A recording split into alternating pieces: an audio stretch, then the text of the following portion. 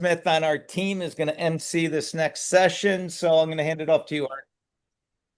Hey, Quatrell, welcome. So, hey, good afternoon, everybody. It's an honor to welcome Quatrell Walker, a U.S. military veteran, motivational speaker, entrepreneur, and author whose story embodies transition and purpose. He served 9 years in active duty, including 2 combat tours in Iraq and Afghanistan, where he learned what resilience, discipline, and leadership mean under pressure.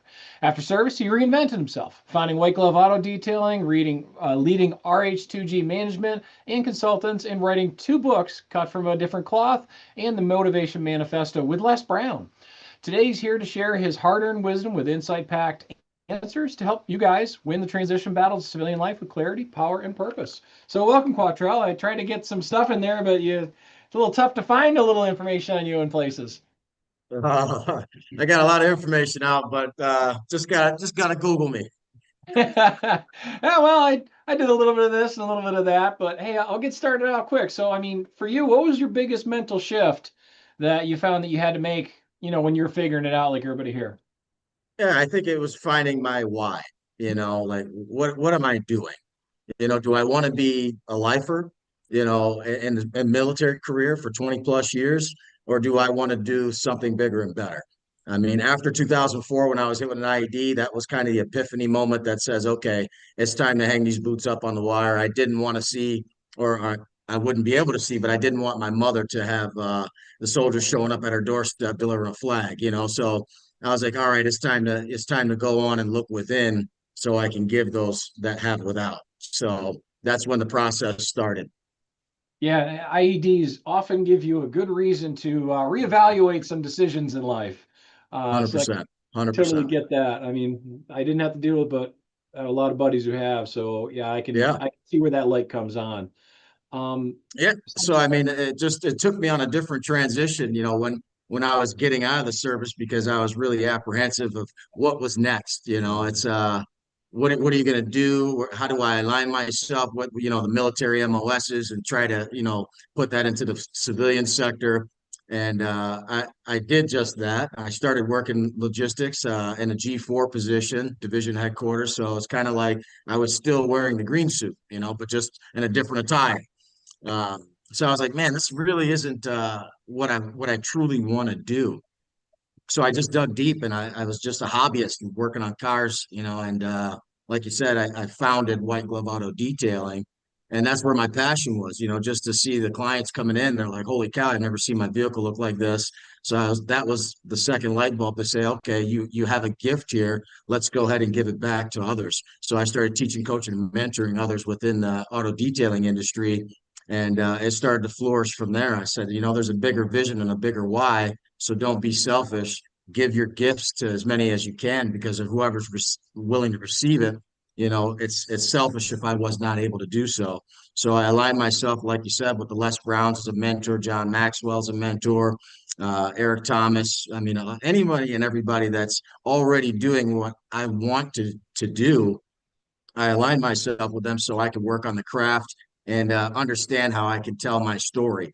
I mean, everybody in this room, we all have stories, and it's how we are able to articulate that. That's going to resonate with someone else that you might not even know. So it's kind of selfish to hold that within. It's challenging because you're exposing the vulnerability portions within yourself. So to create that and just be open to anything that's coming in that's negative, and just letting the ego go and saying this is the true vision and this is the true passion of what I want to truly do. It's funny you mentioned the mentorship and the ego thing because most of us have been there. So how'd you learn to ask for help or mentorship after years of having to be the strong one? It's tough, man. I had to look within myself to figure, you think you know it all, but you don't, and then that's the hard part, is like setting that ego aside and asking for help. I mean, that's one of the hardest things we do. We people just don't like to ask for help. Asking for help is okay. I mean, there's nothing wrong with it. There's no stupid questions. It's the only one I believe is stupid is the ones that you don't ask. And then you live with that R word, which is regret. I regret not asking the questions that could have taken me to the next level of what I'm looking at trying to do.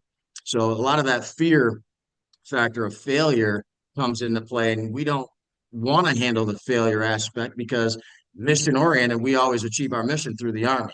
When we're stepping into a new career field and we're stepping into our own, we're going to have pitfalls. That's life in itself, and that's part of the journey. And I just had to become one with myself and embrace that and say it's not the end all. I'm going to learn from this fall and know that I have a sane mind that's working and I'm not insane. So I'm not going to create the same perpetuating pattern that's giving me a negative outcome. Yeah, you mentioned, the questions, the failure. So most of us have this, I know I do, but what question do you feel like, man, I should have asked that, like during your transition or that time near where you're like, if I just asked that question, I would have saved myself a lot of time.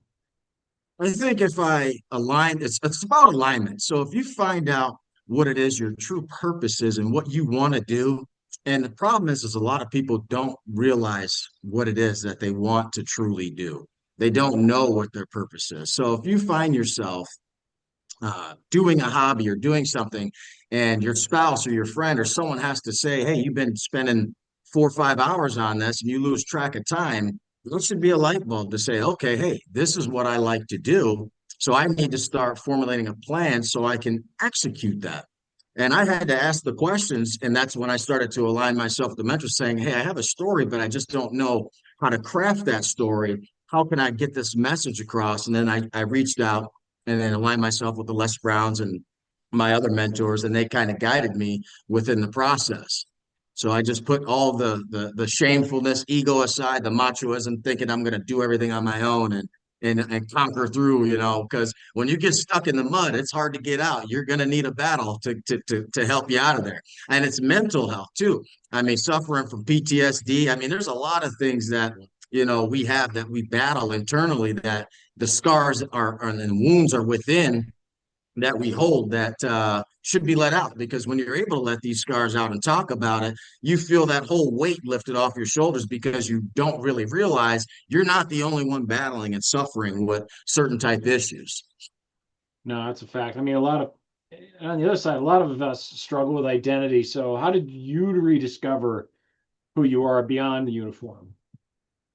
It's kind of like when you have that butterfly feeling. I felt like when it's like when you ask the girl to the prom. You get real apprehensive, your hands get sweaty, and you're like, "Oh, is she gonna say yes?" And then when she does, you're like, "All right," you get that excited energy and that feeling. So I just had to feel that feeling within inside, and knowing that once I felt that, it was kind of like, okay, this is exactly what I want to do. Because once you see, as leaders, if anyone, I'm pretty sure we have leaders in this room that have led before. Once you see that soldier get to that next level, who was pretty much and cast it off, per se, and you groom that soldier, you work with that soldier, and now you see that soldier excelling within his career. There's no better feeling with that. So the same ethos and the same mindset, I'm doing that by helping others as an accountability coach. I'm going to hold you accountable and keep your feet or your boots to the fire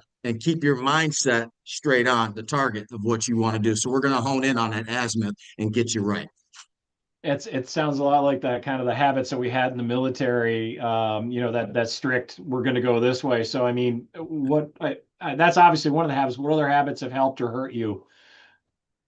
Yeah, I tell you what, the habits, to be honest with you, can make or break you.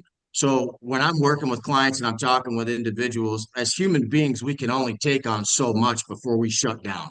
So if you could incrementally change your habits 1%, just 1% out of the day, and that could be as simple as getting up before your alarm clock. So if I get up before my alarm clock, knowing that I already beat that, that already cultivates a good day.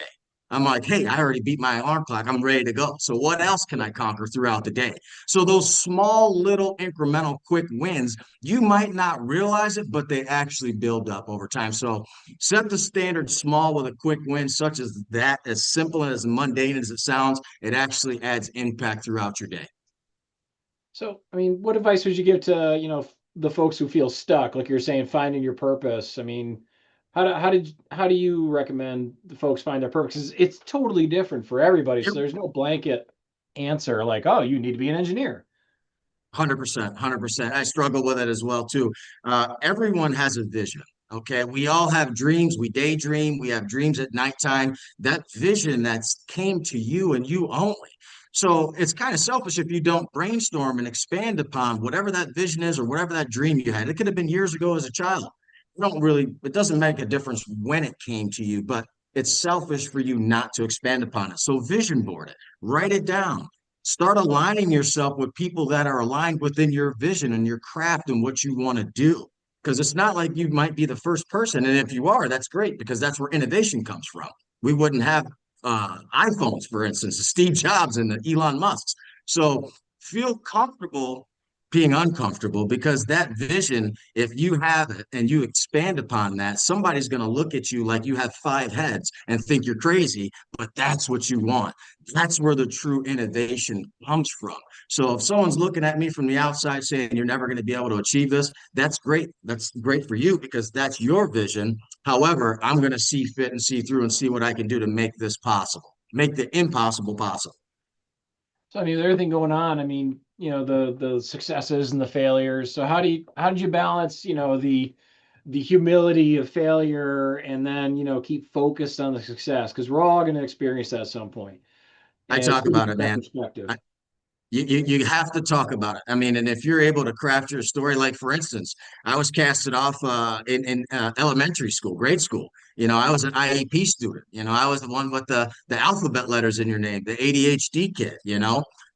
So you only define yourself by what your actions are. The choices that you make every day is the redefining moment of who you are and the story that you're going to write. So that's kind of where the whole cut from a different cloth came into fruition because we're all cut from a different cloth. It's how you weave those dreams into reality to create your own tapestry in life. So if you want to make those poor choices in life, then of course it's going to be a rough road. Your tapestry is not going to probably be as beautiful as you would like it to be. So choices, choices, choices are the biggest thing that I instill and ingrain that people have to understand and identify with.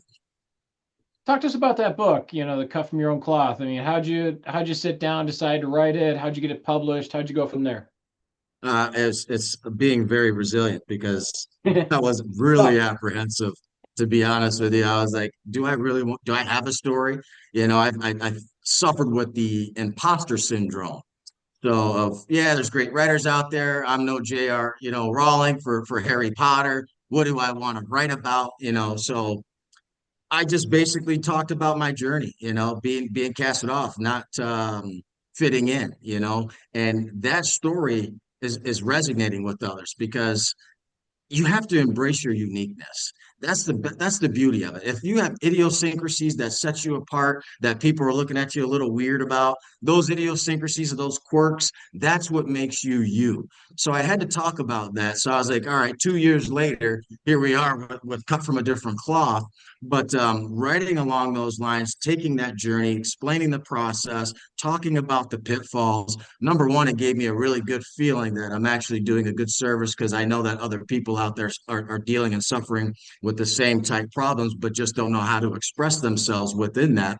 So being able to have this guide that they can read through and be like, oh man, I didn't know this is a good way to look at it. Well, let me go ahead and start jotting some things down. You're helping people within throughout your book and you don't even know it. So it's been a blessing, man, to actually take this journey and endure it because I tell you right now, I almost didn't have a cut from a different cloth, Uh, to be honest with you. How did it get picked up for publishing, though? I mean, did you do the self-publishing route or did? No, nope. I actually published it. I wanted to be legit. I wanted to Yeah. make sure that everything was dress right dress. I had the editors. I had all these people that I aligned myself with, and I wanted to make sure everything was right. So when I pushed it out, it wasn't half stepped. Everything was good to go. So now I'm out conducting book signings, signing people's books, changing people's lives, and impacting the future generations to come. So I'm feeling blessed, and I'm going to keep walking in the path. The old book says you walk in faith, not by sight. And that's exactly what I've been doing since I started this journey, being cut from a different cloth. Hey, going out there talking to these folks when you're talking about your book, can you share any stories? You're like, oh man, that hit. Yeah, I mean, the biggest one is family, man. I mean, you think that your family would be the closest one to support you, and get you going. But my mom was called me one time the jack of all trades and a master of none. I was doing everything as a kid. You got to master one. So I'm like, okay, I'd be selling cups. I'd be selling all different types of things. I'd make little trinkets in school. At one point in time in grade school, I give a story in my book where I was writing love letters Valentine's Day for Neo Geo sessions to play on the weekend, for gaming systems. But it all culminates down to what you have within you. Our stories are all unique, and it's just about looking back, reflecting, and actually taking those bad times of humility and being able to expose it, expose yourself to that. So, and have that feeling come out, and then have people embrace what I'm talking about really keeps me propelled on my vision and mission to be able to go out and impact people and change lives. Hey, but have you had any, like, during those discussions with the folks that read your book, the veterans and all that, have you had any come up and share a story where like, hey man, I read this, I did this. Wow. Yes, actually, a gentleman, Matt Sneer, I haven't seen him in a while. He came up and he saw me at one of my speaking engagements. He's like, "Hey, I just wanted to let you know the words that you had said. He didn't even buy the book, but what you had told me impacted me to the point to where I actually went out and started doing what you had said, just from your words. Certain people have a certain look." And I had told him, I said, listen, you got the look. I said, I'm not on the other side of the fence. I'm straight as can be, but you're a handsome looking dude. You need to be out there in the modeling field, like a fitness model and whatnot. And a couple of years later, I seen the guy and he told me, he's like, you know what? I took your words. I got out of my shell and I actually went out, New York City. I'm doing modeling stuff. And he's been on magazines and a whole bunch of other things. So I'm like, man, that's a blessing, man. That's good. Yeah, that's not the kind of thing you could fall into either. I mean, that dude was working. Yeah. Uh, Good for him. So, I mean, what encouraged you to start the auto detailing thing? Was that just like, hey, is a passion? You were comfortable with it, and you like, I knew what to do, or was it something else? Well, it kind of bestowed from my father in the garage on Sunday, man, with the jazz music. He'd be out there Sunday working at jazz music, just polishing up the car, and I'd just be watching, just looking at it. So, but okay, it kind of stuck with me and resonated. So in high school, I talk about it as well in my book. I started my own little entrepreneurial business, not registered or any of that, just doing stuff for my friends, and it was called Quality Performance Works, my initials.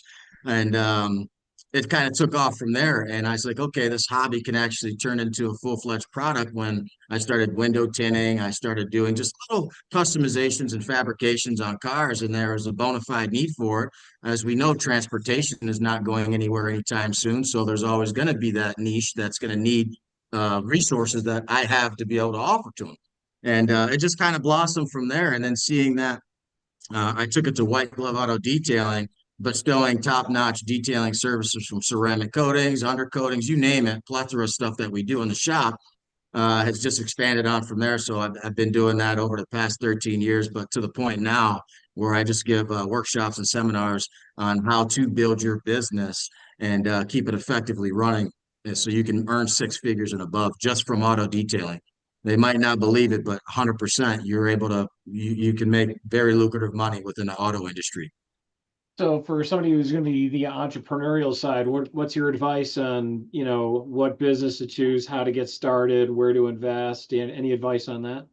Yeah, I mean, you can't go wrong with the three niches. I mean, you got real estate that's never going anywhere. You have the food industry that's never going anywhere, and you have transportation. I just dove into the transportation aspect. Now I'm diversifying my portfolio because the business of the foundation with the auto detailing has provided enough for me to go ahead and diversify into real estate as well. I stay away from food.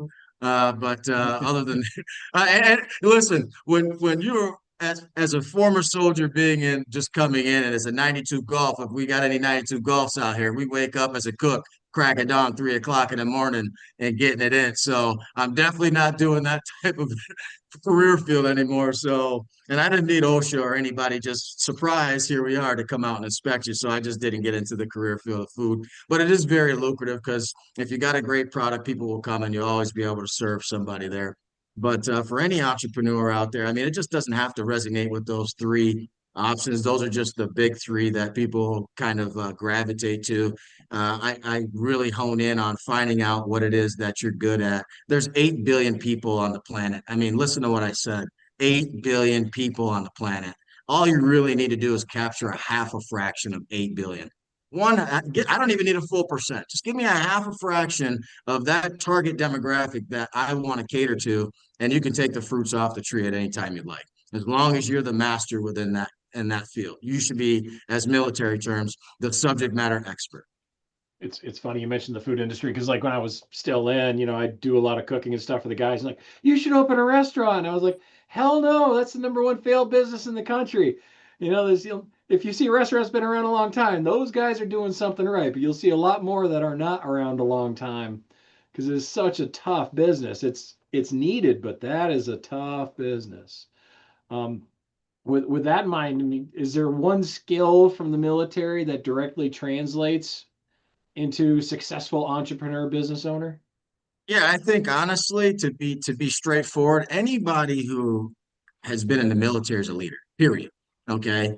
That's why civilians love to hire us because of our leadership skills. I mean, when you go through basic training and you are able to make it through that, you are definitely cut from a different cloth. Not everybody's going to be able to go and endure that process, especially from the times of when I was coming up in the ranks of the military. This is the 90s. So, I mean, where you can actually do, drill sergeants could be drill sergeants. Yeah, Okay. I remember. I missed so, that. so you catch my drift. But if you're able to embrace that and make it through that time, there's not any feat that you couldn't encompass that you couldn't handle. There's not a task that you would be like, oh, I can't do this. You're going to go ahead and try to strive and find a way to break through that because you know what you've been through. You know what you've endured. I mean, even if it's financials, people get down on themselves like, how can I get X, Y, and Z? Well, you're asking the wrong things. Find out the resources that you need to get you there, and study what you need to study, become proficient in it, and then start investing within yourselves. I mean, too many of us invest in other companies. We buy Nikes, we buy all these other different big brands, but a lot of us are really afraid to go all in and invest in yourself. I mean, that's where you're really truly going to start to see impact and change within your life. True. With all the business, all of the writing and everything else, obviously you see some success, but we both know that you had failure in there. So what was the lowest point after leaving the military? How'd you dig yourself out of that foxhole? I think it was almost having to have the like your house being gone. You as a provider, yeah, yeah, yeah. So being a provider, you want to go ahead and take care of your family. So taking these risks at one point in time and just going off flying at the seat of your pants is not right. So there's just a calculated risk and then there's just a blind risk. So I talk about that as well too within one of the chapters is taking a calculated risk. And that was when I aligned myself with the proper people, like the John Maxwell, Les Browns, and these guys that are actually doing it instead of me flying off of the seat of my pants thinking that I know everything and I could get this done and accomplished when all it produced was a failure and pitfalls to almost have your household basically crumble. So I basically set the foundation and then started to build on it, kind of like the little three pigs. Okay, so now that the foundation's laid, I'm brick and mortar. So it's not the straw house where somebody from the outside could just literally blow my house over. And I'm just like, oh man, now I've been through so many trials and tribulations that I can easily now identify those pitfalls or somebody who's introducing something to me and recognize that that's not where I want to go to because I can already see where that road's been because it's already been traveled and get out of there fast. You'll get the red lights flashing in your mind and say, okay, you don't want to go that way. But yeah, that was definitely a struggle in the process of me when I started to develop this book for being cut from a different cloth. So what's resilience mean to you now that you're out of the military doing the peaceful life thing and not deploying and all that? Yeah, just recognizing and identifying, we all face pressures in life, and it's what we can do to block out the outside noises because my circle of friends builds you, you know, and a lot of us, unfortunately, don't have a go-getter within our circle. A lot of them always talk about the negative aspects. It's hard because when we watch the news is producing nothing but, you know, content that doesn't seem to be on a good frequency, a good level. It's always something negative. Oh, we had a catastrophe here, or something going on bad there. So it's no different than your friend circle. You want to make sure that you don't have the negative nannies in there that are not always talking about their bad day or their wife did this or their husband did that or whatever the case may be, or their backstabbing friend. That energy and that frequency, little do you know, it binds to you, you know. So I really reshaped and redefined my friends and the groups of people that I encircle myself with so I can excel. There's an old saying that if you surround yourself with 10 dirtbags, you're going to be the 11th one, you know, or whatever the case may be. So, and it's vice versa. You surround yourself with highly successful people, they're going to elevate you and put you on that frequency level so you can become one of the best at what you do, because that's what true leadership is. Yeah, it's funny because I've had to cut people out and change stuff in my life because it was that negative drag where you're like you feel that loyalty, like hey, we've been friends for years, we've been doing all these experiences together, but then you start see like the slow motion car crash that is their life that you're always hearing about it, and you're like you're doing this to yourself, dude. But it's tough. I mean, because you have that sense of loyalty, especially for us, where loyalty is like number one, and then everything else comes a little after. How did you cope with that? I know for me it wasn't easy. Yeah, I mean, I look at it, to be honest with you, I'm gonna go ahead and take care of myself first and foremost. In the airplane, if the airplane's going down, I'm putting my mask on. I'm masking up first before I go look and help anybody else. So it's no different in life, okay? I'm gonna go ahead and put my mask on, make sure that I'm good to go, did my PCCs and my PMCSs with what I'm doing in my life before I can go reach out and help someone else.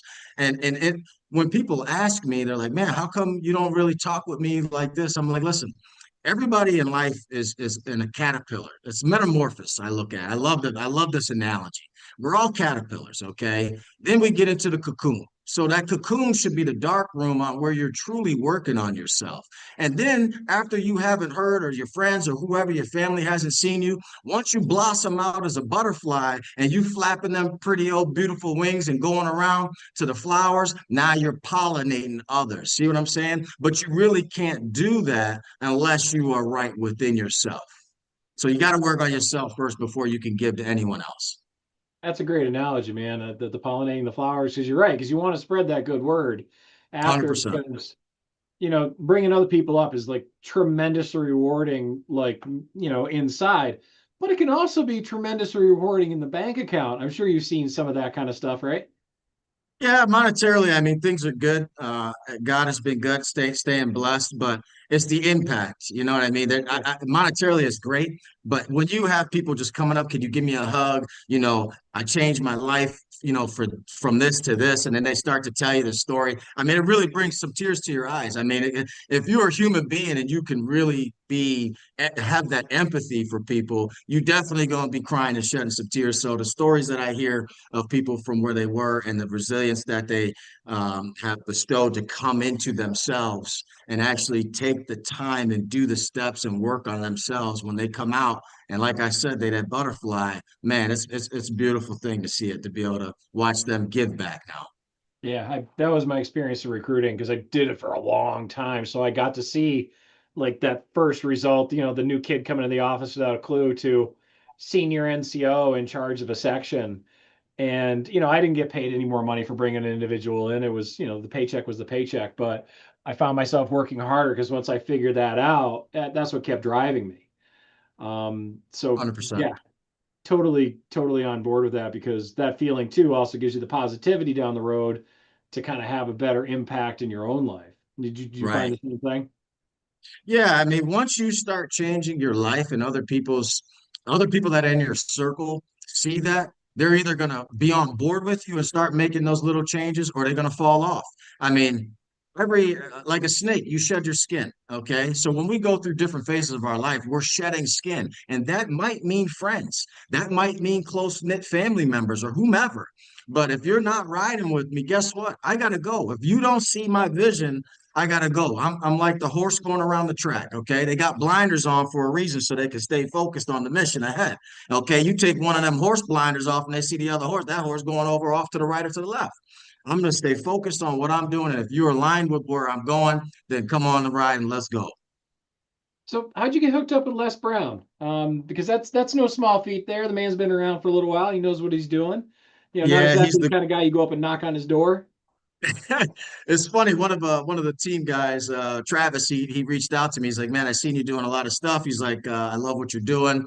And the consistency aspect, a lot of people, if they don't see results happen overnight, kind of like I, I love analogies, man. But here's Mhm. another one real quick. It's like fast food. We live in a fast food lifestyle. Okay. So when we feel that stomach start rumbling and get hungry, we're going to run over to Burger King, McDonald's, Chipotle's, wherever, just to go ahead and kill that hunger. But what we're ingesting is empty calories. Okay. I didn't want to have empty calories taken in. So I wanted to go to the goat. I wanted to sit down at a Thanksgiving feast, and working with Les Brown was my feast. So he's pretty much provided me with a lot of knowledge, wisdom, and some things that how I can restructure my programs and systems. A lot of things are based off systems, and be able to put these in place. Now I'm actually able to impact and provide those to a lot of others. That's great. I mean, especially too, getting with a voice like that, has been doing it so long and knows how to deliver it and pick up little tips and habits. That's huge. So I mean, what message would you want every veteran learning today to walk away with? I mean, the message is look within, before you want to give to everyone outside.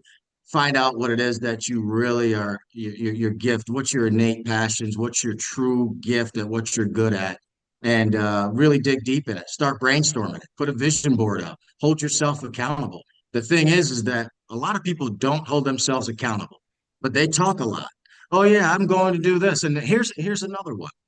Oh, guess what? New Year's is coming up. Everybody, New Year's. What usually happens? Those gym memberships, they skyrocket. That's the plan. I'm going to go to the gym. I'm going to better myself. I'm going to do this and that. Okay, that sounds great. But then life kicks you in the butt. 2 weeks later, 3 weeks later, you don't see those guys in the gym. Okay. So hold yourself accountable to what it is that you want to do. And you can only do that by looking in the mirror and daily affirm to yourself, I am crushing my finances. I am going to have a great day. I am feeling blessed. When you're brushing your teeth, get up and talk these affirmations to yourself.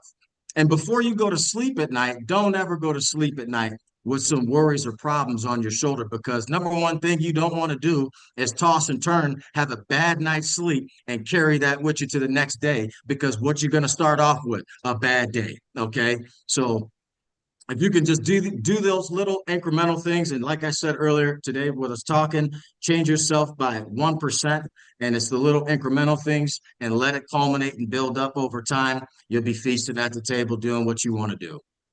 Yeah, that's a fact. I mean, it's just the little steps. So, I mean, you speak for work. I mean, is there anything that you wanted to say that I haven't touched on the topic, or any wisdom you want to share? No, I just mean every setback is a comeback. That's the biggest thing, because we're not going to get it on the first go. Okay. I'm shooting a rifle here. We all military. Listen, that 300-meter target, I wasn't even on a daggone paper. Okay. So I had to really, hone in on it. And that's no different than what it is that I wanted to do within auto detailing, and now cut from a different cloth brand for helping others. So get your azimuth, tighten your shot group up, find out exactly what it is that you truly want to do, and align yourself with individuals that are already doing what you're doing. Okay. And ask for help. Put the ego aside, reach out to these people, because any successful person who's truly succeeding within their life is gonna reach back and help the next person. Each one teach one. That's the definition being a true leader, man, is seeing others supersede what you're doing. So yeah, everyone here says, "Oh, this guy's doing great. I want to see you do better." That's the definition for me for being a true leader. Yeah, and the other thing too is those people who reach back out to you tend to give, not always, you have some people who just want to hear themselves talk, but tend to give like more heartfelt and invested advice, Right. because they're willing to reach back to a stranger, just hit them up, say on LinkedIn, and say, "Yeah, I can help you."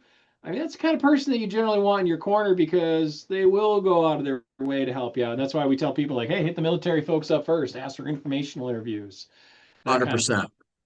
I mean, I'm sure that's 100%. your experience too, right? Absolutely. Absolutely. Awesome. So anything else you'd like to share with us before I let you get going here? No, I mean this is great. I appreciate the invite for having me come out. Hopefully, the message resonated with a lot of those that are on here, and just don't stop. I mean, the vision came to you. Don't be selfish. Every day, just set small monetary goals and forth in place, and just put that vision board together so you can hold yourself accountable. Because if you can't hold yourself accountable, you really can't go and tell others to do what you're saying you're trying to do. Awesome. Hey, thanks, Quatrell Walker, former Army and author. I thank you very much for coming out and visiting with us today, and I hope you have